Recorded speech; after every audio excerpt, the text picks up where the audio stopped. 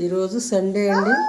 చేప బొచ్చు చేప అండి ఇది. ఇదిగోండి ఉల్లిపాయలు వేస్తున్నాము. ఉల్లిపాయలు ఇదిగోండి కొంచెం ఉప్పు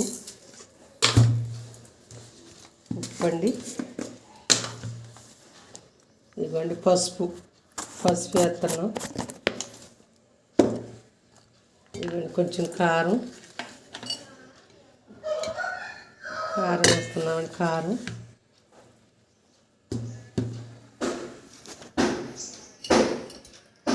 నూనె పోతున్నామండి. నూనె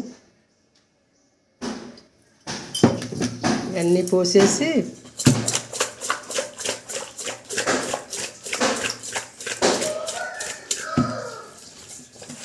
ఇవి బాగా కలిసేటట్లు ఇలా కలుపుకొని, కారం చాలా పోతే ఇంకో కొంచెం ఒక చెంచా వేసుకొని, చాలా పోతే ఇట్లా వేసుకొని ఇలా కలుపుకొని, ఇది కూడా ఇట్లాగే కలుపుకొని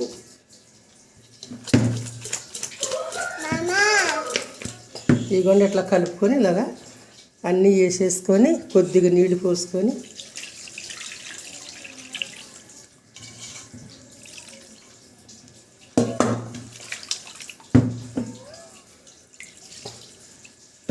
ఇదిగోండి ఇలా తగు మాదిరిగా ఇలా గుజ్జుగా గ్యాస్ మీద పెట్టుకొని కొత్తలాడినప్పుడు గుజ్జుగా అయినప్పుడు కొద్దిగా చింతపండు కూడా ఈ గిన్నెలో నానేసుకొని ఇది కొత్తలాడినప్పుడు చింతపండు పోసుకొని పొయ్యి మీద పెట్టుకోవాలండి. ఇది కొత్తలాడినప్పుడు గుజ్జుగా అయిపోయాక చింతపండు పోసినప్పుడు కూడా చూపిస్తానండి. ఇదిగోండి ఇలా గుజ్జుగా అవుతుంది. గుజ్జుగా అయిపోయాక కొద్దిగా చింతపండు కూడా ఇంకా అట్లా పోసుకోవాలి.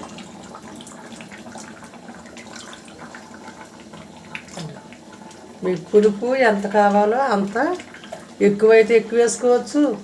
చేపల కూరలో పులుపు ఎక్కువ వేసుకోవాలి. అదిగోండి ఇట్లా చేసుకొని కొద్దిగా అలాగా కలుపుకొని, ఇదిగోండి ఇట్లాగా కొంచెం కలుపుకొని, ఇదిగోండి కొత్తిమీర ఇట్లా కడుక్కొని ఇట్లా వేసుకుంటే సరిపోదు. పులుపు మీకు ఎంత కావాలంటే అంత వేసుకోండి చూసుకొని.